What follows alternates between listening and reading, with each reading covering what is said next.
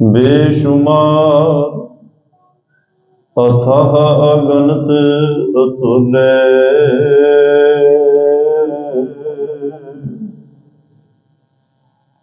ज्यों लहू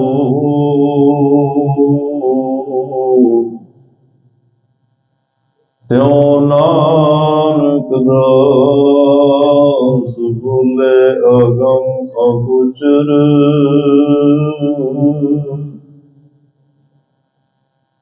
सच साहिब मेरा नानक बोले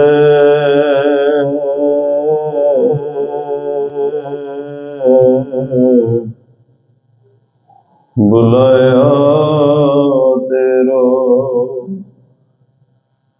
अगम अगोचर सच साहिब मेरा नानक बोले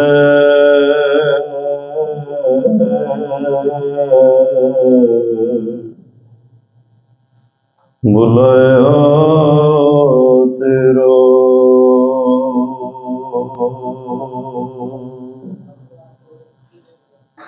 सतनाम श्री वाहिगुरु साहिब जीओ। रसावल छंद त्वै प्रसाद। नमो नरक नासे सदैवं प्रकाशे अनंगं स्वरूपे अपंगं विभूते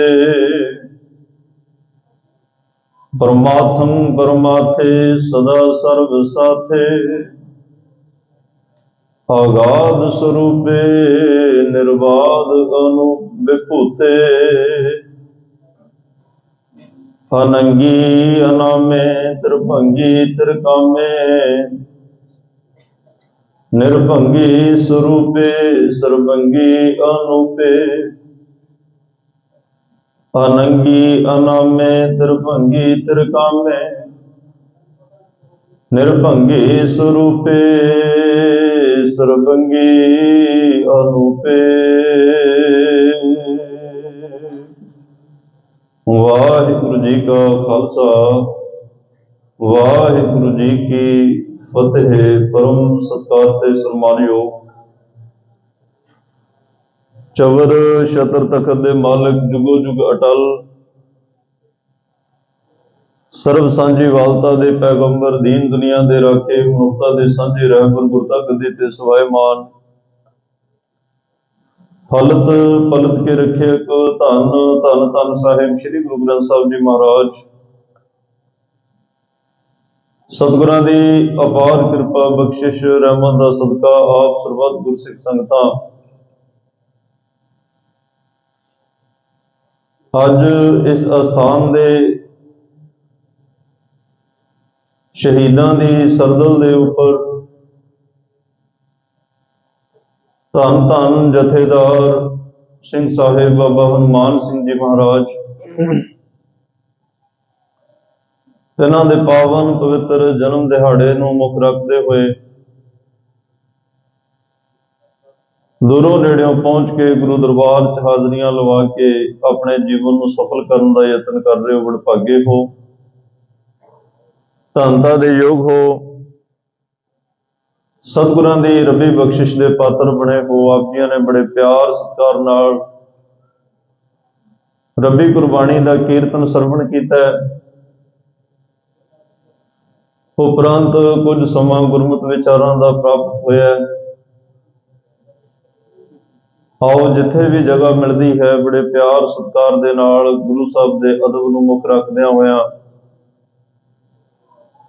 गल्लां तों गुरेज करके पूरा टिकाव बना के गुरु गोदी अंदर बैठण का यतन करो, ताकि अज बड़ा महत्वपूर्ण दिन है, बड़ा इतिहासक दिन है और साडे लिए एक बहुत वड्डा अहम दिन है। वैसे तो इत्थे हर रोज बाबा हनुमान सिंह महाराज की कला वरत रही है, पर अज बड़ा विशेष और महत्वपूर्ण दिन है। असी जिथे तन करके गुरु चरणों में पहुंच के हाजरी लवाई, उत्थे मन नूं भी गुरु चरणों नाल गुरु शब्द नाल जोड़ के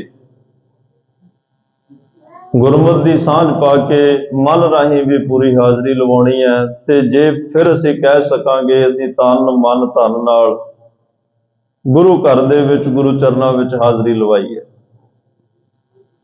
ਆਓ ਕੁਝ ਮਿੰਟ ਪਹਿਲਾਂ ਇਸ ਪਾਵਨ ਅਸਥਾਨ ਦੀ ਮਰਿਆਦਾ ਮੁਤਾਬਕ ਸ਼੍ਰੀ ਜਾਪ ਸਾਹਿਬ ਦੀ ਜੋ ਲੜੀਵਾਰ ਵਿਚਾਰ ਚੱਲ ਰਹੀ ਹੈ, ਕੁਝ ਕੁ ਬੰਦਾਂ ਦੇ ਕੁਝ ਕੁ ਛੰਦਾਂ ਦੇ ਅੱਖਰੀ ਅਰਥ ਭਾਵ ਆਪਾਂ ਸਮਝ ਕੇ ਫਿਰ ਬਾਬਾ ਹਨੂਮਾਨ ਸਿੰਘ ਮਹਾਰਾਜ ਦੇ ਜੀਵਨ ਤੇ ਇੱਕ ਇਤਿਹਾਸਿਕ ਝਾਤ ਪਾਵਾਂਗੇ, ਜਿਨ੍ਹਾਂ ਦਾ ਜੀਵਨ ਬੜਾ ਪ੍ਰੇਰਨਾ ਸਰੋਤ ਹੈ, ਜਿੱਥੋਂ ਸਾਨੂੰ ਬਹੁਤ ਵੱਡਾ ਮਾਨਸਿਕ ਤੌਰ ਤੇ ਬਲ ਮਿਲਣਾ ਹੈ, ਆਤਮਿਕ ਤੌਰ ਤੇ ਬਲ ਮਿਲਣਾ ਹੈ। ਜੀਵਨ ਜਿਉਣ ਦੀ ਜਾਚ ਅਸੀਂ ਸਿੱਖਾਂਗੇ। ਉਹਨਾਂ ਦੇ ਪਾਵਨ ਜੀਵਨ ਇਤਿਹਾਸ ਦੀ ਵਿਚਾਰ ਵੀ ਕਰਾਂਗੇ। ਧੰਨ ਗੁਰੂ ਗੋਬਿੰਦ ਸਿੰਘ ਸਾਹਿਬ ਪਾਤਸ਼ਾਹ ਨੇ ਹਰ ਰੋਜ਼ ਦੀ ਤਰ੍ਹਾਂ ਬਖਸ਼ਿਸ਼ ਕਰਦੇ ਹੋਏ ਅੱਜ ਵੀ ਸਾਨੂੰ ਉਸ ਅਕਾਲ ਪੁਰਖ ਦੀਆਂ ਸਿਫਤਾਂ ਨਾਲ ਜੋੜਨ ਲਈ ਪਾਵਨ ਪਵਿੱਤਰ ਬਚਨ ਸ਼੍ਰੀ ਜਾਪ ਸਾਹਿਬ ਦੀ ਪਾਵਨ ਬਾਣੀ ਰਾਹੀਂ ਬਖਸ਼ਿਸ਼ ਕੀਤੇ ਨੇ, ਜੋ ਸਾਡੇ ਨਿਤਨੇਮ ਦੀ ਬਾਣੀ ਹੈ, ਅਮਰ ਸੰਚਾਰ ਦੀ ਬਾਣੀ ਹੈ। ਜਪਜੀ ਸਾਹਿਬ ਤੋਂ ਬਾਅਦ ਜਾਪ ਸਾਹਿਬ ਹੈ, ਜਿਸ ਬਾਣੀ ਦੇ ਅੰਦਰ ਧੰਨ ਗੁਰੂ ਗੋਬਿੰਦ ਸਿੰਘ ਮਹਾਰਾਜ ਨੇ ਅਕਾਲ ਪੁਰਖ ਦਾ ਇੱਕ ਸਰੂਪ ਚਿਤਰਿਆ ਹੈ, ਇੱਕ ਉਸ ਵਾਹਿਗੁਰੂ ਦਾ ਗੁਣਾਤਮਕ ਉਹਦੀ ਤਸਵੀਰ ਬਣਾਉਣ ਦਾ ਯਤਨ ਕੀਤਾ ਤੇ ਉਸ ਵਾਹਿਗੁਰੂ ਦੇ ਦੇਸ਼ ਦੀ ਖਬਰ ਸਾਨੂੰ ਇਸ ਮਾਤ ਲੋਕ ਵਿੱਚ ਪਹੁੰਚਾਈ ਹੈ ਔਰ ਸਾਡੀ ਸਾਂਝ ਉਸ ਪਰਮੇਸ਼ਰ ਨਾਲ ਪਵਾਈ ਹੈ। ਆਓ ਧੰਨ ਗੁਰੂ ਗੋਬਿੰਦ ਸਿੰਘ ਮਹਾਰਾਜ ਦੇ ਨਾਲ ਪਾਵਨ ਬਚਨਾਂ ਨਾਲ ਸਾਂਝ ਪਾਈਏ। ਮਹਾਰਾਜ ਰਸਾਵਲ ਚੰਦ ਤਵੈ ਪ੍ਰਸਾਦ। ਸਤਿਗੁਰੂ ਕਹਿਣ ਲੱਗੇ, ਅਕਾਲ ਪੁਰਖ ਤੇਰੀ ਕਿਰਪਾ ਨਾਲ ਮੈਂ ਰਸਾਵਲ ਛੰਦ ਦੇ ਰਾਹੀਂ ਆਪ ਜੀ ਦੀ ਵਡਿਆਈ, ਆਪ ਜੀ ਦੀ ਉਸਤਤ ਕਰਨ ਲੱਗਾ ਹਾਂ। ਨਮੋ ਨਰਕ ਨਾਸੇ। ਨਮੋ ਦਾ ਅਰਥ ਹੁੰਦਾ ਨਮਸਕਾਰ। ਜਾਪ ਸਾਹਿਬ ਦੀ ਪਾਵਨ ਬਾਣੀ ਦੇ ਅੰਦਰ ਤਕਰੀਬਨ 1101 ਵਾਰ ਪਰਮੇਸ਼ਰ ਨੂੰ ਨਮਸਕਾਰ ਕੀਤੀ ਗਈ, ਅਕਾਲ ਪੁਰਖ ਨੂੰ ਮੱਥਾ ਟੇਕਿਆ ਗਿਆ। ਅੱਜ ਫਿਰ ਮਹਾਰਾਜ ਨੇ ਨਮਸਕਾਰ ਕਰਦੇ ਹੋਏ ਕਿਹਾ, ਨਮੋ ਨਰਕ ਨਾਸੇ। ਨਰਕਾਂ ਦਾ ਨਾਸ਼ ਕਰਨ ਵਾਲੇ ਅਕਾਲ ਪੁਰਖ ਵਾਹਿਗੁਰੂ ਪਰਮਾਤਮਾ, ਤੁਹਾਨੂੰ ਮੇਰੀ ਨਮਸਕਾਰ ਹੈ, ਤੁਹਾਨੂੰ ਮੇਰੀ ਨਮਸਕਾਰ। ਨਮਸਕਾਰ, ਜਿਸ ਨਮਸਕਾਰ ਕਰਨ ਦੇ ਨਾਲ ਸਾਡੇ ਮਨ ਦੇ ਵਿੱਚ ਜਿੰਨੇ ਮਾੜੇ ਖਿਆਲ ਨੇ ਉਹ ਖਤਮ ਹੋ ਜਾਂਦੇ ਆ। ਵਾਹਿਗੁਰੂ ਨੂੰ ਨਮਸਕਾਰ ਕਰਨ ਦੇ ਨਾਲ ਜਿਹੜੇ ਮਨ 'ਚ ਬੁਰੇ ਖਿਆਲ ਆਉਂਦੇ ਆ ਉਹ ਖਤਮ ਹੋ ਜਾਂਦੇ ਆ। ਮਨ ਦਾ ਡਿੱਗਿਆ ਹੋਇਆ ਮਨੋਬਲ ਉਹ ਉੱਪਰ ਉੱਠਦਾ ਹੈ, ਮਨ ਤਾਕਤਵਰ ਹੁੰਦਾ ਹੈ, ਮਨ ਬਲਵਾਨ ਹੁੰਦਾ ਹੈ। ਵਾਹਿਗੁਰੂ ਨੂੰ ਨਮਸਕਾਰ ਕਰਨ ਦੇ ਨਾਲ ਸਾਡੀ ਉਸ ਪਰਮਾਤਮਾ ਦੇ ਚਰਨਾਂ ਵਿੱਚ ਇੱਕ ਸਮਰਪਣ ਭਾਵਨਾ ਦੀ ਝਲਕ ਵੀ ਜਿਹੜੀ ਆ ਉਹ ਵੇਖਣ ਨੂੰ ਮਿਲਦੀ ਹੈ। ਜਦੋਂ ਆ ਬ੍ਰਹਿਮੰਡ ਨਹੀਂ ਸੀ, ਜਦੋਂ ਸੰਸਾਰ ਨਹੀਂ ਸੀ, ਉਦੋਂ ਪਰਮਾਤਮਾ ਆਪ ਹੀ ਆਪਣੇ ਆਪ ਨੂੰ ਮੱਥਾ ਟੇਕ ਰਿਹਾ ਸੀ। ਆਪਸ ਕੋ ਆਪਹਿ ਆਦੇਸ਼, ਆਪਣੇ ਆਪ ਨੂੰ ਆਪ ਹੀ ਨਮਸਕਾਰਾਂ ਕਰ ਰਿਹਾ ਸੀ ਪਰਮਾਤਮਾ।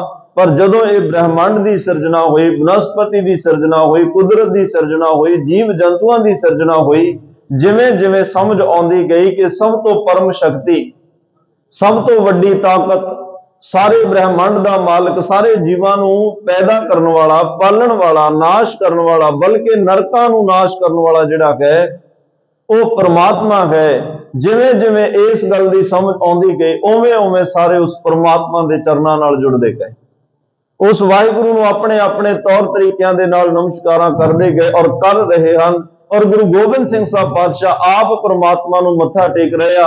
ਜਦੋਂ ਅਸੀਂ ਇਸ ਪਾਵਨ ਬਾਣੀ ਨਾਲ ਜੁੜਦੇ ਹਾਂ, ਇਸ ਬਾਣੀ ਦਾ ਪਾਠ ਕਰਦੇ ਹਾਂ, ਇਹਦੇ ਅਰਥਾਂ ਨਾਲ ਜੁੜਦੇ ਹਾਂ, ਇਹਨੂੰ ਸੁਣਦੇ ਹਾਂ, ਉਦੋਂ ਸਾਡੀ ਵੀ ਉਸ ਪਰਮਾਤਮਾ ਦੇ ਚਰਨਾਂ 'ਚ ਨਮਸਕਾਰ ਹੁੰਦੀ ਹੈ। ਇਸ ਲਈ ਨਮਸਕਾਰ ਹੈ ਕਿ ਪਰਮਾਤਮਾ ਦੁਨੀਆ ਨੂੰ ਇੱਥੇ ਨਰਕ ਸਵਰਗ ਦੇ ਦੋ ਲਫ਼ਜ਼ਾਂ ਦੇ ਵਿੱਚ ਬੜਾ ਉਲਝਾਇਆ ਹੋਇਆ।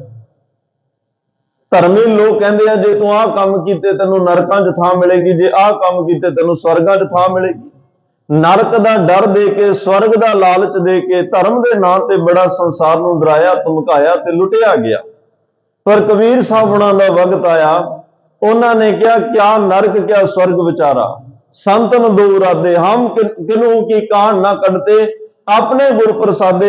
ਅਸੀਂ ਕਿਸੇ ਨਰਕ ਸਵਰਗ ਦੀ ਪਰਵਾਹ ਨਹੀਂ ਕਰਦੇ, ਅਸੀਂ ਤਾਂ ਕਬੀਰ ਚਰਨ ਕਮਲ ਕੀ ਮੌਜ ਕੋ ਰਹੋ ਅੰਤ ਅਰ ਆਦ। ਅਸੀਂ ਤਾਂ ਪਰਮਾਤਮਾ ਦੇ ਚਰਨ ਕਮਲਾਂ ਵਿੱਚ ਜੁੜੇ ਹੋਏ ਹਾਂ ਤੇ ਅਰਦਾਸ ਇਹੀ ਕਰਦੇ ਹਾਂ, ਪਰਮਾਤਮਾ ਆਦ ਤੋਂ ਲੈ ਕੇ ਅੰਤ ਤੱਕ ਜਿਹੜਾ ਸਾਨੂੰ, ਦੇਖੋ ਮਿੱਤਰ ਤਾਂ ਉਹੀ ਬਣਾਉਣਾ ਚਾਹੀਦਾ ਨਾ ਜਿਹੜਾ ਆਦ ਤੋਂ ਲੈ ਕੇ ਅੰਤ ਤੱਕ ਨਿਭ ਜਾਏ। आद मद जो अंत निभाहे, सो साजन मेरा मन चाहे। ਜਿਹੜਾ ਆਦ ਤੋਂ ਅੰਤ ਤੱਕ ਨਿਭਾਵੇ, ਇਹੋ ਜਿਹਾ ਸੰਸਾਰ ਵਿੱਚ ਮਿੱਤਰ ਹੋਵੇ। ਅੰਤ ਤੱਕ ਭਾਵ ਅੰਤ ਤੋਂ ਬਾਅਦ ਵੀ ਜਿਹੜਾ ਸਾਡੇ ਨਾਲ ਖੜਾ ਹੋਵੇ। ਐਸੇ ਮਿੱਤਰ ਤਾਂ ਧੰਨ ਗੁਰੂ ਗ੍ਰੰਥ ਸਾਹਿਬ ਪਾਤਸ਼ਾਹ ਨੇ, ਐਸੇ ਮਿੱਤਰ ਤਾਂ ਧੰਨ ਗੁਰੂ ਨਾਨਕ ਦੇਵ ਪਾਤਸ਼ਾਹ ਨੇ, ਜਿਨ੍ਹਾਂ ਨੇ ਗੁਰੂ ਗ੍ਰੰਥ ਸਾਹਿਬ ਨਾਲ ਸਾਂਝ ਪਾ ਲਈ। ਉਹਨਾਂ ਦੀ ਆਦ ਤੋਂ ਲੈ ਕੇ ਅੰਤ ਤੱਕ ਗੁਰੂ ਨਾਲ ਨਿਭਦੇ। ਜਿਹਨੂੰ ਮਹਾਰਾਜ ਨੇ ਕਿਹਾ, ਕਬੀਰ ਜੈਸੀ ਉਪਜੀ ਪੇੜ ਤੇ, ਜੋ ਤੈਸੀ ਨਿਭੈ ਓੜ, ਹੀਰਾ ਕਿਸਕਾ ਬਪਰਾ ਪੁਜੈ ਨਾ ਰਤਨ ਕਰੋ। ਅੱਜ ਜਿਨ੍ਹਾਂ ਦੀ ਯਾਦ ਵਿੱਚ ਅਸੀਂ ਬੈਠੇ ਆ, ਧੰਨ ਬਾਬਾ ਹਨੂਮਾਨ ਸਿੰਘ ਦਾ ਜਿਨ੍ਹਾਂ ਦਾ ਜਨਮ ਦਿਹਾੜਾ ਮਨਾ ਰਿਹਾ, ਇਹ ਵੀ ਉਹੀ ਨੇ ਜਿਨ੍ਹਾਂ ਦੀ ਆਦ ਤੋਂ ਅੰਤ ਤੱਕ ਨਿਭ ਗਈ। ਨਿਭੀ ਵੀ ਐਸੀ ਕਿ ਅੰਤ ਵੇਲੇ ਉਸ ਪਰਮਾਤਮਾ ਵਿੱਚ ਹੀ ਲੀਨ ਹੋ ਗਏ, ਬ੍ਰਹਮ ਵਿੱਚ ਲੀਨ ਹੋ ਗਏ, ਬ੍ਰਹਮ ਗਿਆਨੀ ਸ਼ਹੀਦ ਬਣ ਗਏ। ਅੱਜ ਜਿੱਥੇ ਜਿੱਥੇ ਪਰਮਾਤਮਾ ਦਾ ਵਾਸਾ ਹੈ, ਉੱਥੇ ਉੱਥੇ ਨਾ ਬ੍ਰਹਮ ਗਿਆਨੀ ਸ਼ਹੀਦਾਂ ਦਾ ਵਾਸਾ ਹੈ। ਖੈਰ, ਪਰਮਾਤਮਾ ਨੂੰ ਨਮਸਕਾਰ ਕਹੇ। ਦਸਮ ਪਾਤਸ਼ਾਹ ਕਹਿੰਦੇ, ਮੈਂ ਪਰਮਾਤਮਾ ਤੁਹਾਨੂੰ ਮੱਥਾ ਟੇਕਦਾ, ਨਮਸਕਾਰ ਕਰਦਾ, ਕਿਉਂਕਿ ਤੁਸੀਂ ਨਰਕਾਂ ਦਾ ਨਾਸ਼ ਕਰਨ ਵਾਲੇ ਹੋ। ਨਮੋ ਨਰਕ ਨਾਸੇ ਸदैवं ਪ੍ਰਕਾਸ਼ੇ। ਸदैवं ਦਾ ਅਰਥ ਹੁੰਦਾ ਸਦਾ ਹੀ, ਪ੍ਰਕਾਸ਼ੇ ਦਾ ਅਰਥ ਹੈ ਚਾਨਣ। ਤੁਹਾਨੂੰ ਇਸ ਲਈ ਨਮਸਕਾਰ ਕਿ ਤੁਸੀਂ ਸਦਾ ਹੀ ਪ੍ਰਕਾਸ਼ ਸਰੂਪ ਹੋ, ਤੇ ਪ੍ਰਕਾਸ਼ ਸਰੂਪ ਹੋ ਕੇ ਸੰਸਾਰ ਨੂੰ ਚਾਨਣ ਮੁਨਾਰਾ ਬਖਸ਼ ਰਹੇ ਹੋ। ਅਗਿਆਨਤਾ ਦੇ ਹਨੇਰੇ 'ਚ ਕੋਈ ਠੋਕਰ ਨਾ ਖਾਵੇ, ਅਗਿਆਨਤਾ ਦੇ ਹਨੇਰੇ ਵਿੱਚ ਕੋਈ ਧਾਰਮਿਕ ਤੌਰ ਤੇ ਲੁੱਟਿਆ ਨਾ ਜਾਏ। ਇਸ ਲਈ ਤੁਸੀਂ ਚਾਨਣ ਮੁਨਾਰਾ ਬਣ ਕੇ ਆਪਣੀ ਇਸ ਮਾਨਵਤਾ ਦਾ ਕਲਿਆਣ ਕਰ ਰਹੇ ਹੋ, ਮਾਨਵਤਾ ਨੂੰ ਸਹੀ ਦਿਸ਼ਾ ਨਿਰਦੇਸ਼ ਦੇ ਰਹੇ ਹੋ, ਮਾਨਵਤਾ ਨੂੰ ਆਪਣੇ ਵੱਲ ਦਾ ਰਸਤਾ ਦਿਖਾ ਰਹੇ ਹੋ। ਇਸ ਲਈ ਤੁਹਾਨੂੰ ਨਮਸਕਾਰ ਹੈ। ਅਨੰਗੰ ਸਰੂਪੇ, ਪਹਿਲੇ ਸ਼ਬਦ ਵਿੱਚ ਨਮੋ ਕਿਹਾ ਹੈ, ਫਿਰ ਨਾਲ ਨਾਲ ਵਿਸ਼ੇਸ਼ਣ ਨੇ। ਨਮੋ ਨਮਸਕਾਰ ਤਾਂ ਹੈ ਹੀ। ਕਿਉਂ ਹੈ ਨਮਸਕਾਰ? ਕਿਉਂਕਿ ਸदैवं ਪ੍ਰਕਾਸ਼ੇ। ਨਮਸਕਾਰ ਇਸ ਕਰਕੇ ਅਨੰਗੰ ਸਰੂਪੇ, ਅਨੰਗੰ ਦਾ ਅਰਥ ਹੈ ਸਰੀਰ ਤੋਂ ਰਹਿਤ। ਇਸ ਲਈ ਤੁਹਾਨੂੰ ਮੱਥਾ ਟੇਕਦਾ, ਕਿਉਂਕਿ ਤੁਸੀਂ, ਤੁਹਾਡਾ ਸਰੂਪ ਜਿਹੜਾ ਹੈ, ਤੁਹਾਡੀ ਅਕਾਲ ਪੁਰਖ ਪਰਮਾਤਮਾ ਰੱਬ ਜੀ ਜਿਹੜੀ ਹਸਤੀ ਹੈ, ਤੁਹਾਡੀ ਹੋਂਦ ਜਿਹੜੀ ਹੈ, ਉਹ ਸਾਡੇ ਵਰਗੇ ਸਰੀਰਾਂ ਵਾਲੀ ਨਹੀਂ। ਕਿਉਂਕਿ ਜੇ ਸਰੀਰ ਰੂਪ 'ਚ ਤੁਹਾਡੀ ਹੋਂਦ ਹੋਏਗੀ, ਸਾਡੇ ਸਰੀਰ ਤਾਂ ਜੰਮਦੇ ਆ, ਇੱਕ ਦਿਨ ਮਰ ਜਾਂਦੇ ਆ। ਜੇ ਤੇਰੀ ਹੋਂਦ ਵੀ ਸਾਡੇ ਵਰਗੀ ਹੋਈ ਤਾਂ ਇੱਕ ਦਿਨ ਤੇਰਾ ਜਨਮ ਵੀ ਹੋਏਗਾ ਤੇ ਮੌਤ ਵੀ ਹੋਏਗੀ। ਤੁਸੀਂ ਤਾਂ ਜੋਤ ਸਰੂਪ ਹੋ, ਤੇ ਪਰਮਾਤਮਾ ਤੁਹਾਡੇ ਜਨਮ ਦਾ ਕੋਈ ਨਹੀਂ ਪਤਾ। ਜੇ ਤੁਹਾਡਾ ਜਨਮ ਨਹੀਂ, ਫਿਰ ਅਸੀਂ ਇਹ ਸਮਝਾਂਗੇ ਨਾ ਉਹ ਮਰੈ ਨਾ ਹੋਵੇ ਸੋਗ। ਤੁਹਾਡੀ ਮੌਤ ਵੀ ਨਹੀਂ ਹੋਏਗੀ, ਕਿਉਂਕਿ ਜਨਮ ਨਹੀਂ। ਤੁਸੀਂ ਸਤ ਚਿਤ ਆਨੰਦ ਸਰੂਪ ਹੋ। ਤੁਸੀਂ ਰੂਪ ਨਾ ਰੇਖ ਨਾ ਰੰਗ ਕੇ ਛਿਤਰੇ ਗੁਣ ਤੇ ਪ੍ਰਭ ਭਿੰਨ ਹੋ। ਤੁਹਾਡਾ ਸਰੂਪ ਹੈ, ਤੁਹਾਡਾ ਸਰੂਪ ਅਕਾਲ ਮੂਰਤ, ਜਿਹੜਾ ਅਸੀਂ ਮੂਲ ਮੰਤਰ ਵਿੱਚ ਪੜ੍ਹਦੇ ਹਾਂ। ਤੁਹਾਡੀ ਹਸਤੀ ਕਾਲ ਤੋਂ ਰਹਿਤ ਹੈ, ਤੁਹਾਡੀ ਹਸਤੀ ਮੌਤ ਤੋਂ ਰਹਿਤ ਹੈ, ਤੁਹਾਡੀ ਹਸਤੀ ਜਨਮ ਤੋਂ ਰਹਿਤ ਹੈ, ਤੁਹਾਡੀ ਹਸਤੀ ਪੰਜ ਤੱਤਾਂ ਦੇ ਸਰੀਰ ਤੋਂ ਵੀ ਰਹਿਤ ਹੈ। ਤੁਹਾਨੂੰ ਇਸ ਲਈ ਤੁਸੀਂ ਸਰਬ ਵਿਆਪਕ ਹੋ। ਜੇ ਸਰੀਰ ਹੁੰਦਾ, ਧੰਨ ਗੁਰੂ ਅਰਜਨ ਦੇਵ ਮਹਾਰਾਜ ਨੇ ਜਦੋਂ ਗੁਰਸਿੱਖਾਂ ਨੂੰ ਕਿਹਾ ਅੰਮ੍ਰਿਤਸਰ ਸਾਹਿਬ ਦੀ ਧਰਤੀ ਤੇ ਕਿ ਪਾਵਨ ਬਾਣੀ ਦੀਆਂ ਪੋਥੀਆਂ ਇਕੱਤਰ ਕਰੋ, ਭਗਤ ਬਾਣੀ ਇਕੱਤਰ ਕਰੋ, ਆਪਾਂ ਇਸ ਪਾਵਨ ਬਾਣੀ ਦਾ ਸੰਗ੍ਰਹਿ ਕਰਨਾ, ਇੱਕ ਬੀੜ ਤਿਆਰ ਕਰਨੀ ਹੈ। ਸਿੱਖਾਂ ਨੇ ਕਿਹਾ, ਮਹਾਰਾਜ ਤੁਸੀਂ ਸਰੀਰ ਵਿੱਚ ਹੋ ਤਾਂ ਸਹੀ, ਫਿਰ ਇਹ ਸਾਰੀ ਬਾਣੀ ਦੀ ਇਕੱਤਰਤਾ ਕਿਉਂ? ਸਾਰੇ ਸ਼ਬਦਾਂ ਨੂੰ ਇਕੱਠਾ ਕਿਉਂ ਕਰਨਾ? ਇੱਕ ਬੀੜ ਕਿਉਂ ਤਿਆਰ ਕਰਨੀ? ਮਹਾਰਾਜ ਕਹਿੰਦੇ, ਇਹ ਮੇਰਾ ਜਿਹੜਾ ਸਰੀਰ ਹੈ ਭਾਈ, ਇਹ ਤਾਂ ਇੱਕੋ ਸਮੇਂ, ਇੱਕ ਵੇਲੇ, ਇੱਕੋ ਟਾਈਮ ਤੇ ਇੱਕ ਜਗ੍ਹਾ ਹੀ ਸੰਗਤ ਨੂੰ ਦਰਸ਼ਨ ਦੇ ਸਕਦਾ ਹੈ। ਪਰ ਮੈਂ ਐਸਾ ਗੁਰੂ ਤੁਹਾਨੂੰ ਦੇ ਕੇ ਜਾਣਾ ਹੈ, ਐਸੇ ਗੁਰੂ ਦੇ ਤੁਹਾਨੂੰ ਲੜ ਲਾ ਕੇ ਜਾਣਾ, ਜਿਹੜਾ ਇੱਕੋ ਸਮੇਂ, ਇੱਕੋ ਵਾਰੀ 'ਚ ਸਾਰੀਆਂ ਥਾਵਾਂ ਤੇ, ਭਾਵੇਂ ਜਿੱਥੇ ਜਿੱਥੇ ਵੀ ਮੇਰੇ ਸਿੱਖ ਵਸਦੇ ਹੋਣਗੇ, ਇੱਕੋ ਵੇਰੀ 'ਚ ਸਾਰੀ ਸੰਗਤ ਆਪਣੇ ਗੁਰੂ ਦੇ ਦਰਸ਼ਨ ਕਰ ਸਕੇ। ਅੱਜ ਜੇ ਅਸੀਂ ਇੱਥੇ ਗੁਰੂ ਗ੍ਰੰਥ ਸਾਹਿਬ ਮਹਾਰਾਜ ਦੇ ਦਰਸ਼ਨ ਕਰ ਰਹੇ ਹਾਂ, ਪੂਰੇ ਹਿੰਦੁਸਤਾਨ ਦੇਸ਼ ਵਿੱਚ ਸੰਗਤਾਂ ਦਰਸ਼ਨ ਕਰ ਰਹੀਆਂ, ਦੇਸ਼ਾਂ ਵਿਦੇਸ਼ਾਂ ਵਿੱਚ ਸੰਗਤਾਂ ਦਰਸ਼ਨ ਕਰ ਰਹੀਆਂ। ਜੇ ਸਰੀਰ ਦੀ ਗੱਲ ਹੁੰਦੀ ਤਾਂ ਫਿਰ ਇੱਕ ਜਗ੍ਹਾ ਹੀ ਸੰਗਤ ਨੇ ਦਰਸ਼ਨ ਕਰ ਸਕਣੇ ਸੀ। ਸਾਰਿਆਂ ਨੇ ਨਹੀਂ, ਪਰਮਾਤਮਾ ਨੇ ਬੜੀ ਦਿਆਲਤਾ ਕੀਤੀ ਕਿ ਆਪਣਾ ਸਰੂਪ ਉਹਨੇ ਸਰੀਰਾਂ ਵਿੱਚ ਨਹੀਂ ਲੈ ਕੇ ਆਂਦਾ। ਵੈਸੇ ਸਾਰੇ ਸਰੀਰ ਉਹਦੇ ਆ। ਜਿੰਨੇ ਆਪਾਂ ਬੈਠੇ ਆ, ਇਹ ਰੱਬ ਦੀਆਂ ਮੂਰਤਾਂ ਨੇ। ਸਹਿਜ ਤਵ ਨੈਣ ਨਨ ਨੈਣ ਹੈ ਤੋਏ ਕੋ, ਸਹਿਜ ਮੂਰਤ ਨਨ ਏਕ ਤੋਈ, ਸਹਿਜ ਪਦ ਬਿਮਲ ਨਨ ਏਕ ਪਦ ਗੰਧ ਬਿਨ, ਸਹਿਜ ਤਵ ਗੰਧ ਏਵ ਚਲਤ ਮੋਈ। ਉਹਦੀਆਂ ਆਪਣੀਆਂ ਕੋਈ ਅੱਖਾਂ ਨਹੀਂ। ਜਿੰਨੇ ਤੁਸੀਂ ਬੈਠੇ ਹੋ, ਸਾਰੀਆਂ ਰੱਬ ਦੀਆਂ ਅੱਖਾਂ ਨੇ। ਪਰਮਾਤਮਾ ਦੇ ਪੈਰ ਨਹੀਂ, ਜਿੰਨੇ ਪੈਰਾਂ ਵਾਲੇ ਨੇ ਸਾਰੇ ਉਸੇ ਦੇ ਪੈਰ ਨੇ। ਉਹਦੇ ਸਾਡੇ ਵਰਗੇ ਹੱਥ ਨਹੀਂ, ਜਿੰਨੇ ਸਾਡੇ ਕੋਲ ਹੱਥ ਨੇ ਇਹ ਸਾਰੇ ਉਸੇ ਦੇ ਨੇ, ਆ ਸਾਰੇ ਸਰੀਰ ਉਹਦੇ ਨੇ, ਸਾਰੇ ਸਰੀਰਾਂ ਵਿੱਚ ਵਰਤ ਕੇ ਆਪਣੀ ਕਲਾ ਵਰਤਾ ਰਿਹਾ। ਆਨੰਦੰ ਸਰੂਪੇ, ਉਹਦੀ ਹਸਤੀ ਪੰਜ ਤੱਤਾਂ ਦੇ ਪੰਜ ਭੂਤਿਕ ਸਰੀਰ ਤੋਂ ਰਹਿਤ ਹੈ। ਇਹ ਇੱਕ ਬੜੀ ਵਿਲੱਖਣ ਬਾਤ ਹੈ। ਜੇ ਇਹ ਪੰਜ ਤੱਤਾਂ ਦੇ ਸਰੀਰ, ਪੰਜ ਭੂਤਿਕ ਸਰੀਰ ਵਿੱਚ ਰੱਬ ਹੁੰਦਾ ਤੇ ਫਿਰ ਸਾਨੂੰ ਰੱਬ ਦੀ ਜਨਮ ਤਰੀਕ ਵੀ ਸਾਡੇ ਕੋਲ ਆਉਣੀ ਸੀ ਤੇ ਰੱਬ ਦਾ ਮਰਨ ਦਿਨ ਵੀ ਸਾਨੂੰ ਪਤਾ ਹੋਣਾ। ਪਰ ਕੋਈ ਵੀ ਧਾਰਮਿਕ ਗ੍ਰੰਥ, ਜਿੰਨੇ ਵੀ ਧਾਰਮਿਕ ਪੈਗੰਬਰ ਇਸ ਦੁਨੀਆ ਤੇ ਆਏ ਭੇਜੇ ਰੱਬ ਨੇ, ਕਿਸੇ ਨੇ ਵੀ ਇਸ ਗੱਲ ਦਾ ਦਾਅਵਾ ਨਹੀਂ ਕੀਤਾ ਕਿ ਅਸੀਂ ਤੁਹਾਨੂੰ ਦੱਸਦੇ ਹਾਂ ਰੱਬ ਦਾ ਜਨਮ ਕਦੋਂ ਹੋਇਆ, ਰੱਬ ਦੇ ਮਾਤਾ ਪਿਤਾ ਦਾ ਕੀ ਨਾਮ ਹੈ, ਰੱਬ ਕਿਹੜੇ ਖਾਨਦਾਨ ਵਿੱਚ ਜੰਮਿਆ, ਰੱਬ ਦੀ ਕੁਲ ਕੀ, ਕਿਸੇ ਨੂੰ ਨਹੀਂ ਪਤਾ। ਪਿਤਾ ਕਾ ਜਨਮ ਕੇ ਜਾਣੈ ਭੂਤ। ਧੰਨ ਗੁਰੂ ਨਾਨਕ ਦੇਵ ਪਾਤਸ਼ਾਹ ਨੇ ਕਿਹਾ ਭਾਈ ਨਹੀਂ, ਇਹ ਤਾਂ ਪ੍ਰਮਾਤਮਾ ਆਪੇ ਆਪ ਨਿਰੰਜਨ ਸੋਏ, ਆਪਣੇ ਆਪ ਤੋਂ ਆਪ ਹੀ ਉਹ ਪ੍ਰਕਾਸ਼ਵਾਨ ਗਏ, ਥਾਪਿਆ ਨਾ ਜਾਏ ਕੀਤਾ ਨਾ, ਉਹਨੂੰ ਕਿਸੇ ਨੇ ਪੈਦਾ ਨਹੀਂ ਕੀਤਾ। ਔਰ ਦੂਸਰੀ ਗੱਲ, ਜੈਸਾ ਤੂੰ ਤੈਸਾ ਤੂੰ ਹੀ, ਕਿਆ ਉਪਮਾ ਦੀਜੈ, ਜਿਹੋ ਜਿਹਾ ਤੂੰ ਹੈ ਤੇ ਤੇਰੇ ਵਰਗਾ ਦੂਜਾ ਵੀ ਤੂੰ ਹੀ ਹੈ, ਤੇਰੀ ਉਪਮਾ ਕਿਸੇ ਨਾਲ ਨਹੀਂ ਦੇ ਸਕਦੇ, ਤੇਰਾ ਸਰੂਪ ਐਵੇਂ ਦਾ ਹੈ। ਗੁਰੂ ਗੋਬਿੰਦ ਸਿੰਘ ਮਹਾਰਾਜ ਕਹਿ ਰਿਹਾ ਅਭੰਗੰ ਵਿਭੂਤੇ, ਵਿਭੂਤ ਦਾ ਅਰਥ ਹੁੰਦਾ ਤੇਜ ਪ੍ਰਤਾਪ। ਇਹ ਸ਼ਬਦ ਬੜੀ ਵਾਰ ਆਏ ਨੇ, ਪਹਿਲਾਂ ਵੀ ਜਾਪ ਸਾਹਿਬ ਚ ਆਇਆ, ਅੱਗੇ ਵੀ ਆਉਣਗੇ, ਪਰ ਅਰਥ ਕਿਤੇ ਨਾ ਕਿਤੇ ਬਦਲਦਾ। ਕਿਤੇ ਵਿਭੂਤ ਦਾ ਅਰਥ ਹੈ ਪੰਜ ਭੂਤਿਕ ਸਰੀਰ ਤੋਂ ਰਹਿਤ, ਤੇ ਇੱਥੇ ਵਿਭੂਤੇ ਦਾ ਅਰਥ ਹੈ ਤੇਜ ਪ੍ਰਤਾਪ। ਪਰਮਾਤਮਾ ਤੇਰਾ ਜਿਹੜਾ ਤੇਜ ਪ੍ਰਤਾਪ ਹੈ ਕਦੇ ਵੀ ਨਾਸ਼ ਨਹੀਂ ਹੁੰਦਾ। ਇੱਥੇ ਸੂਰਜ ਸਵੇਰੇ ਚੜ੍ਹਦਾ ਲਾਲੀ ਹੈ, ਲੇਕਿਨ ਤੇਜ ਪ੍ਰਤਾਪ ਮੱਧਮ ਹੈ। ਸਿਖਰ ਦੁਪਹਿਰਾ ਹੋਇਆ, ਉਹ ਤੇਜ ਪ੍ਰਤਾਪ ਉਹਨੇ ਆਪਣਾ ਪੂਰਾ ਬਖੇਰਿਆ। ਜਿਵੇਂ ਜਿਵੇਂ ਦਿਨ ਢਲਦਾ ਗਿਆ ਉਹਦਾ ਤੇਜ ਪ੍ਰਤਾਪ ਉਵੇਂ ਉਵੇਂ ਘਟਦਾ ਗਿਆ। ਸ਼ਾਮਾਂ ਪਈਆਂ, ਤਕਾਲਾਂ ਹੋਈਆਂ, ਜਿਹੜੇ ਸੂਰਜ ਨੇ 4, 5, 6 ਘੰਟੇ ਪਹਿਲਾਂ ਸਾਨੂੰ ਧੁੱਪ ਵਿੱਚ ਖੜਨਾ, ਬਾਹਰ ਖੜਨਾ ਔਖਾ ਕੀਤਾ ਪਿਆ, ਹੁਣ ਉਹਦੀ ਹੋਂਦ, ਉਹਦੀ ਹਸਤੀ ਵੀ ਅੱਜ ਕਹਿੰਦੇ ਨੇ ਛੁਪ ਗਈ ਆ। ਹਨੇਰੇ ਨੇ ਉਹਨੂੰ ਆਪਣੇ ਆਪ ਵਿੱਚ ਢੱਕ ਲਿਆ, ਲੇਕਿਨ ਪਰਮਾਤਮਾ ਐਸਾ ਪ੍ਰਕਾਸ਼ ਹੈ, ਐਸਾ ਤੇਜ ਪ੍ਰਤਾਪ ਹੈ, ਜਿਹਨੂੰ ਕਿਸੇ ਤਰ੍ਹਾਂ ਦਾ ਹਨੇਰਾ, ਕਿਸੇ ਤਰ੍ਹਾਂ ਦੀ ਧੁੰਦ, ਸਾਰੇ ਰਲ ਮਿਲ ਕੇ ਕਾਲੇ ਬੱਦਲ ਵੀ ਉਸ ਪਰਮਾਤਮਾ ਦੇ ਤੇਜ ਪ੍ਰਤਾਪ ਨੂੰ ਨਾ ਢੱਕ ਸਕਦੇ ਆ ਤੇ ਨਾ ਹੀ ਉਹਨੂੰ ਘਟਾ ਸਕਦੇ ਆ। ਉਹਦਾ ਤੇਜ ਪ੍ਰਤਾਪ ਸਦਾ ਹੀ ਬਰਕਰਾਰ ਹੈ। ਇਸੇ ਲਈ ਤਾਂ ਗੁਰੂ ਗੋਬਿੰਦ ਸਿੰਘ ਮਹਾਰਾਜ ਕਹਿੰਦੇ ਮੈਂ ਨਮਸਕਾਰ ਕਰ ਰਿਹਾ ਪਰਮਾਤਮਾ, ਤੇਰੇ ਤੇਜ ਪ੍ਰਤਾਪ ਨੂੰ, ਤੇਰੇ ਤੇਜਸਵੀ ਰੂਪ ਨੂੰ, ਤੇਰੇ ਸਵਰੂਪ ਨੂੰ ਕਦੇ ਵੀ ਕੋਈ ਆਂਚ ਨਹੀਂ ਆਏਗੀ, ਕੋਈ ਵਧਾ ਨਹੀਂ ਸਕੇਗਾ, ਕੋਈ ਘਟਾ ਨਹੀਂ ਸਕੇਗਾ। ਮੈਂ ਇੱਕ ਬੇਨਤੀ ਹੋਰ ਕਰਦਿਆਂ, ਧੰਨ ਗੁਰੂ ਨਾਨਕ ਦੇਵ ਪਾਤਸ਼ਾਹ ਤੇ ਰੱਬ ਵਿੱਚ ਵੀ ਕੋਈ ਅੰਤਰ ਨਹੀਂ, ਕਿਉਂਕਿ ਭੱਟ ਸਾਹਿਬਾਨ ਕਹਿ ਰਿਹਾ ਜੋਤ ਰੂਪ ਹਰ ਆਪ। ਗੁਰੂ ਨਾਨਕ ਕਹਾਏ ਪਰਮਾਤਮਾ ਆਪ ਆਇਆ ਇਸ ਦੁਨੀਆ ਤੇ, ਸਰੀਰ ਧਾਰਨ ਕੀਤਾ ਉਹਨੇ, ਕਿਉਂਕਿ ਦੱਸਣ ਵਾਸਤੇ ਕਿ ਸਰੀਰ ਗੁਰੂ ਨਹੀਂ, ਤੁਹਾਡਾ ਗੁਰੂ ਸ਼ਬਦ ਹੈ, ਇਹ ਦੱਸਣ ਲਈ ਸਰੀਰ ਜ਼ਰੂਰੀ ਸੀ। ਸਰੀਰ ਧਾਰਨ ਕੀਤਾ ਔਰ ਸਰੀਰ ਵੀ ਐਵੇਂ ਧਾਰਨ ਕੀਤਾ ਜਿਵੇਂ ਇੱਥੇ ਤੇਜ ਪ੍ਰਤਾਪ ਦੀ ਗੱਲ ਹੈ।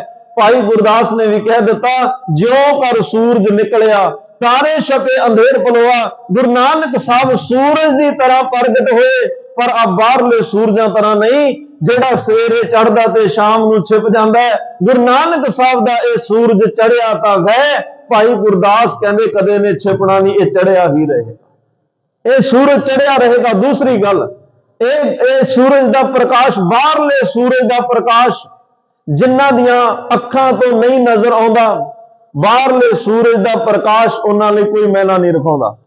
ਜਿਨ੍ਹਾਂ ਦੀਆਂ ਅੱਖਾਂ ਜਵਾਬ ਦੇ ਗਈਆਂ ਉਹਨਾਂ ਲਈ ਹੁਣ ਸੂਰਜ ਭਾਵੇਂ 1000 ਚੜ ਜਾਏ ਕੀ ਭਾਗ ਹੈ, ਪਰ ਗੁਰੂ ਨਾਨਕ ਸੂਰਜ ਐਸਾ ਹੈ, ਇਹ ਤਾਂ ਜਿਨ੍ਹਾਂ ਦੀਆਂ ਅੱਖਾਂ ਵੀ ਕੰਮ ਨਾ ਕਰਦੀਆਂ ਹੋਣ, ਜਿਨ੍ਹਾਂ ਦੀਆਂ ਬਾਹਰਲੀਆਂ ਅੱਖਾਂ ਬਾਹਰ ਦੇਖ ਨਾ ਸਕਦੀਆਂ ਹੋਣ, ਇਹ ਤਾਂ ਉਹਨਾਂ ਭਗਤ ਸੂਰਦਾਸ ਵਰਗਿਆਂ ਦੇ ਅੰਦਰ ਵੀ ਨਾਮ ਦਾ ਦੀਵਾ ਬਾਲ ਦਿੰਦਾ, ਉਹਨਾਂ ਦੇ ਅੰਦਰ ਵੀ ਪ੍ਰਕਾਸ਼ ਕਰ ਦਿੰਦਾ ਹੈ। ਇਹ ਐਸਾ ਗੁਰੂ ਸੂਰਜ ਹੈ, ਇਹ ਨੇਤਰਹੀਣਾਂ ਦੇ ਅੰਦਰ ਵੀ ਪ੍ਰਕਾਸ਼ ਤੇ ਚਾਨਣ ਕਰਦਾ ਹੈ।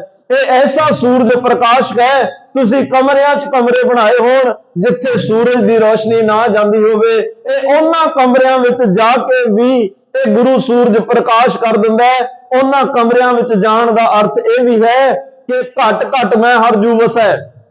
ਘਟ ਦਾ ਅਰਥ ਹੁੰਦਾ ਹਿਰਦਾ, ਹਰ ਹਿਰਦੇ ਵਿੱਚ ਗੁਰੂ ਸੂਰਜ ਪ੍ਰਕਾਸ਼ ਕਰਨ ਦੀ ਤਾਕਤ ਰੱਖਦਾ ਹੈ। ਔਰ ਜਿਹਦੇ ਅੰਦਰ ਇਹ ਪ੍ਰਕਾਸ਼ ਕਰਦਾ, ਨਾ ਉਹਦੀ ਜਾਤ ਪੁੱਛਦਾ, ना ਉਹਦਾ ਖਾਨਦਾਨ ਪੁੱਛਦਾ ना ਉਹਦੀ ਕੋਲ ਪੁੱਛਦਾ ना ਉਹਦਾ ਧਰਮ ਪੁੱਛਦਾ ਇਹ ਐਡਾ ਵਿਡੱਪਣ ਹੈ ਐਡਾ ਵੱਡਾ ਪਣ ਹੈ ਇਸ ਗੁਰੂ ਦੇ ਅੰਦਰ ਜਿਹਦੇ ਅੰਦਰ ਨਾਮ ਦਾ ਦੀਵਾ ਬਾਲਦਾ ਬਿਨਾਂ ਕਿਸੇ ਭੇਦ ਭਾਵ ਤੋਂ ਬਸ ਉਹਦੇ ਅੰਦਰ ਨਾਮ ਦਾ ਦੀਵਾ ਬਾਲ ਦਿੰਦਾ ਨੇ ਇਸ ਗੁਰੂ ਦੀ ਵਿਲੱਖਣਤਾ ਤਾਂ ਹੀ ਮਹਾਰਾਜ ਨੇ ਕਿਹਾ ਖੱਤਰੀ ਬ੍ਰਾਹਮਣ ਸੂਦ ਵੈਸ ਉਪਦੇਸ਼ ਚੌ ਵਰਨਾ ਕੋ ਸਾਂਝਾ ਇੱਥੇ ਕੋਈ ਵਿਤਕਰਾ ਹਰਮੰਦਰ ਸਾਹਿਬ ਦੇ 4 ਦਰਵਾਜ਼ੇ ਇਸੇ ਕਰਕੇ ਹੀ ਨੇ ਕਿਸੇ ਧਰਮ ਦਾ ਕਿਸੇ ਵਰਨ ਦਾ ਔਰ 4 ਦਿਸ਼ਾਵਾਂ ਨੇ ਚਾਰੇ ਦਿਸ਼ਾਵਾਂ ਦੇ ਵਿੱਚੋਂ ਕਿਸੇ ਦਿਸ਼ਾ ਵਿੱਚੋਂ ਕੋਈ ਵੀ ਆ ਜਾਏ ਇੱਥੇ ਸਾਰਿਆਂ ਲਈ ਇੱਕੋ ਜਿਹਾ ਉਪਦੇਸ਼ ਹੈ ਉਪਦੇਸ਼ ਲੈਣ ਵਾਲੇ ਤਾਂ ਕਾਜੀ ਮੁਲਾਣੇ ਆ ਕੇ ਕੋਲ ਬੈਠ ਜਾਂਦੇ ਆ ਜਗਨਨਾਥਪੁਰੀ ਦੇ ਪੰਡਤ ਕੋਲ ਬੈਠ ਜਾਂਦੇ ਆ ਤੇ ਮਹਾਰਾਜ ਸਾਹਿਬ ਐਡੇ ਬਲੀ ਐਡੇ ਮਹਾਬਲੀ ਨੇ ਤੇ ਇੱਥੇ ਭਾਈ ਗੁਰਦਾਸ ਸਾਹਿਬ ਨੇ ਇੱਕ ਬਚਨ ਕੀਤਾ ਕਿ ਗੁਰੂ ਨਾਨਕ ਸਾਹਿਬ ਮੱਕੇ ਗਏ ਤੇ ਕਾਜੀ ਨੇ ਲੱਤ ਮਾਰੀ ਉਹਨੇ ਕਿਹਾ ਤੁਸੀਂ ਮੱਕੇ ਵੱਲ ਚਰਨ ਕੀਤੇ ਮਹਾਰਾਜ ਕਹਿੰਦੇ ਜਿੱਧਰ ਤੈਨੂੰ ਲੱਗਦਾ ਮੱਕਾ ਰੱਬ ਦਾ ਘਰ ਜਾਂ ਰੱਬ ਨਹੀਂ ਮੇਰੇ ਚਰਨ ਉਧਰ ਕਰ ਦੇ ਉਹਨੇ ਚਲੋ ਚਰਨ ਜਿਵੇਂ ਭਾਈ ਗੁਰਦਾਸ ਨੇ ਲਿਖਿਆ ਇਤਿਹਾਸ ਜਨਮ ਸਾਖੀ ਸਾਰਿਆਂ ਨੇ ਲਿਖਿਆ ਤੇ ਮਹਾਰਾਜ ਦੇ ਜਿਵੇਂ ਉਹਨੇ ਟੰਗੋਂ ਪਕੜ ਘਸੀਟਿਆ ਭਾਈ ਗੁਰਦਾਸ ਤੈਅ ਕਰਿਆ ਲੱਤ ਤੋਂ ਫੜ ਕੇ ਘੁਮਾਇਆ ਪਰ ਕਾਜੀ ਨੂੰ ਲੱਗਿਆ ਮੱਕਾ ਤਾਂ 4 ਛਪੇਰੇ ਹੈ ਇੱਥੇ ਅੱਜ ਕਈ ਤਰਕ ਕਰਦੇ ਆ ਮੱਕਾ ਕਿਵੇਂ ਘੁੰਮ ਸਕਦਾ ਮੈਂ ਇੱਕ ਨਿੱਕੀ ਜੀ ਬੇਨਤੀ ਕਰਦੇ ਆ ਇਹ ਮੇਰਾ ਖਿਆਲ ਹੈ ਹੋ ਸਕਦਾ ਸਾਰਿਆਂ ਨੂੰ ਠੀਕ ਨਾ ਲੱਗੇ ਕਿ ਤੁਸੀਂ ਸਾਰੇ ਵਿਆਹਾਂ 'ਚ ਨੋਟ ਵਾਰ ਕੇ ਸਿੱਟਦੇ ਹੋ ਨੋਟ ਵਾਰਨ ਲਈ ਜਿਹਦੇ ਉੱਪਰ ਦੀ ਨੋਟ ਵਾਰਿਆ ਜਾਂਦਾ ਹੈ ਕੁਝ ਵੀ ਜਿਹਦੇ ਉੱਪਰ ਦੀ ਤੁਸੀਂ ਵਾਰਦੇ ਹੋ ਤਾਂ ਹੀ ਵਾਰਦੇ ਹੋ ਕਿਉਂਕਿ ਤੁਹਾਡੀ ਨਜ਼ਰ ਦੇ ਵਿੱਚ ਤੁਹਾਨੂੰ ਉਸ ਵੇਲੇ ਵੱਡਾ ਲੱਗ ਰਿਹਾ ਤੁਸੀਂ ਉਹਨੂੰ ਅਹਿਮੀਅਤ ਦੇ ਰਹੇ ਹੋ ਤਰਜੀਹ ਦੇ ਰਹੇ ਹੋ ਤਾਂ ਤੁਸੀਂ ਉਹਦੇ ਉੱਪਰ ਦੀ ਕੁਛ ਵਾਰ ਕੇ ਸਿੱਟਦੇ ਹੋ ਧੰਨ ਗੁਰੂ ਨਾਨਕ ਦੇਵ ਮਹਾਰਾਜ ਕੌਣ ਨੇ ਗਿਆਨ ਧਿਆਨ ਕਿਛ ਕਰਮ ਨਾ ਜਾਣਾ ਸਾਰ ਨਾ ਜਾਣਾ ਤੇਰੀ ਸਭ ਤੇ ਵੱਡਾ ਸਤਿਗੁਰੂ ਨਾਨਕ ਜਿਨ ਕਲ ਰਾਖੀ ਮੇਰੀ ਅੱਜ ਸਭ ਤੋਂ ਵੱਡਾ ਗੁਰੂ ਨਾਨਕ ਮੱਕੇ ਵਿੱਚ ਗਿਆ ਤੇ ਮੱਕੇ ਨੂੰ ਵੀ ਲੱਗਿਆ ਐਡਾ ਮਹਾਬਲੀ ਬਲੀ ਅੱਲਾ ਮੇਰੇ ਕੋਲ ਆਇਆ ਕਿਉਂ ਨਾ ਮੈਂ ਇਹਦੇ ਉੱਪਰ ਦੀ ਘੁੰਮ ਕੇ ਪਰਿਕਰਮਾ ਹੀ ਕਰਦੇ ਮੱਕੇ ਨੇ ਘੁੰਮ ਕੇ ਪਰਿਕਰਮਾ ਕੀਤੀ ਗੁਰੂ ਨਾਨਕ ਸਾਹਿਬ ਦੇ ਉੱਪਰ ਦੀ ਇਹ ਉਹ ਗੁਰੂ ਸੂਰਜ ਹੈ ਭਾਈ ਜਿੱਥੇ ਵੱਡੇ ਵੱਡੇ ਮਹਾਬਲੀ ਵੀ ਝੁਕ ਗਏ ਤੇ ਸਤਿਗੁਰਾਂ ਨੇ ਸਾਨੂੰ ਇਸ ਗੁਰੂ ਨਾਲ ਜੋੜਿਆ ਮੈਂ ਇਸ ਤੋਂ ਅਗਲੀ ਬੇਨਤੀ ਇੱਕ ਹੋਰ ਕਰਦਿਆਂ ਗੁਰੂ ਗੋਬਿੰਦ ਸਿੰਘ ਕਹਿ ਰਿਹਾ ਪਰਮਾਤਮਾ ਤੇਰਾ ਜਿਹੜਾ ਤੇਜ ਪ੍ਰਤਾਪ ਹੈ ਉਹ ਕਦੇ ਨਾਸ਼ ਨਹੀਂ ਹੁੰਦਾ ਕਦੇ ਘਟਦਾ ਨਹੀਂ ਤੇਰੀ ਮਹਿਮਾ ਨੇ ਕਦੇ ਨਹੀਂ ਘਟਣਾ ਤੇਰੇ ਤੇਜ ਤਵਸਵ ਤੇਰੇ ਰੋਮ ਨੇ ਕਦੇ ਨਹੀਂ ਘਟਣਾ ਦੁਨੀਆ ਦੇ ਸੂਰਜ ਚੜ੍ਹਦੇ ਆ ਛਿਪ ਜਾਂਦੇ ਆ ਇੱਕ ਤੇਰਾ ਤੇਜ ਪ੍ਰਤਾਪ ਨਹੀਂ ਘਟਣਾ ਤੇਰਾ ਹੀ ਸਰਗੁਣ ਸਰੂਪ ਗੁਰੂ ਧੰਨ ਸ਼੍ਰੀ ਗੁਰੂ ਗ੍ਰੰਥ ਸਾਹਿਬ ਧੰਨ ਗੁਰੂ ਨਾਨਕ ਦੇਵ ਮਹਾਰਾਜ ਤੋਂ 10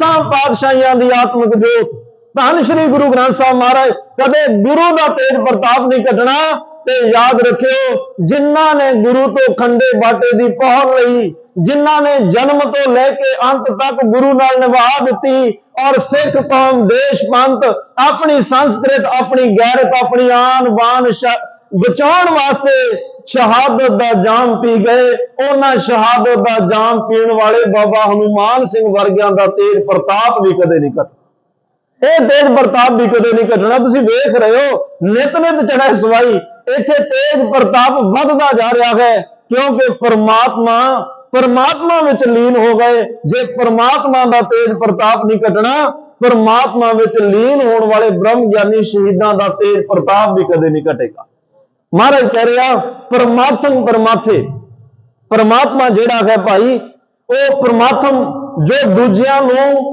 ਭੰਗ ਕਰਦਾ ਹੈ ਜੋ ਦੂਜਿਆਂ ਨੂੰ ਦੁਖੀ ਕਰਨ ਵਾਲੇ ਜੀਵਾਂ ਨੂੰ ਨਾਸ਼ ਕਰਨ ਵਾਲਾ ਹੈ ਵਾਹਿਗੁਰੂ ਇਸ ਲਈ ਮੈਂ ਤੈਨੂੰ ਨਮਸਕਾਰ ਕਰਦਾ ਸਦਾ ਸਰਬ ਸਾਥੇ ਤੂੰ ਸ੍ਰਿਸ਼ਟੀ ਦੇ ਸਭ ਜੀਵਾਂ ਦੇ ਸਦਾ ਅੰਗ ਸੰਗ ਰਹਿਣਾ ਤੇਰਾ ਸਾਥ ਸਾਰਿਆਂ ਨਾਲ ਹੈ ਤੇਰੇ ਸਾਥ ਨੂੰ ਕੋਈ ਮੰਨਦਾ ਕੋਈ ਨਹੀਂ ਮੰਨਦਾ ਸਾਥ ਤੇਰਾ ਸਾਰਿਆਂ ਨਾਲ ਹੈ ਤੂੰ ਸਾਰਿਆਂ ਦੇ ਵਿੱਚ ਹੈ ਤੂੰ ਸਾਰਿਆਂ ਦੇ ਅੰਗ ਸੰਗ ਹੈ ਤੂੰ ਸਾਰਿਆਂ ਦੇ ਵਿੱਚ ਬੈਠਾ ਬਸ ਮੰਨਣ ਵਿੱਚ ਫਰਕ ਹੈ ਕੋਈ ਕਹਿ ਦਿੰਦਾ ਹਮਰਾ ਕੀਆ ਕਛੂ ਨਾ ਹੋਏ ਕਰ ਹੈ ਰਾਮ ਹੋਏ ਹੈ ਸੋਏ ਕੋਈ ਕਹਿ ਦਿੰਦਾ ਸੰਤਾਂ ਕੇ ਕਾਰਜ ਆਪ ਖਲੋਇਆ ਹਰ ਕੰਮ ਕਰਾਵਣ ਆਇਆ ਰਾਮ ਕੋਈ ਕਹਿ ਦਿੰਦਾ ਆਪਣੇ ਸੇਵਕ ਕੀ ਆਪੇ ਰੱਖੈ ਆਪੇ ਨਾਮ ਜਪਾਵੇ ਜਹ ਜਹ ਕਾਜ ਕਿਰਤ ਸੇਵਕੀ ਤਹਾਂ ਉਠਾਵੇ ਸੇਵਕ ਕੋ ਨਿਗਟੀ ਹੋਏ ਦਿਖਾਵੇ ਕੋਈ ਕਹਿ ਦਿੰਦਾ ਰੱਬ ਤਾਂ ਭਾਈ ਗੁਰੂ ਘਰ ਚ ਇਹ ਕੰਮ ਤਾਂ ਮੈਨੂੰ ਹੀ ਕਰਨਾ ਪੈਣਾ ਕੋਈ ਗੱਲ ਆਪਣੇ ਆਪ ਤੇ ਲੈ ਲੈਂਦਾ ਕੋਈ ਗੱਲ ਰੱਬ ਤੇ ਛੱਡ ਦਿੰਦਾ ਰੱਬ ਦਾ ਸਾਥ ਸਾਰਿਆਂ ਨਾਲ ਹੈ ਜਿਹਨੇ ਮੰਨ ਲਿਆ ਉਹਨੂੰ ਅਹਿਸਾਸ ਹੋ ਜਾਂਦਾ, ਜਿਹਨੇ ਨਹੀਂ ਮੰਨਿਆ ਅਹਿਸਾਸ ਤਾਂ ਵੀ ਕਰਾ ਦਿੰਦਾ।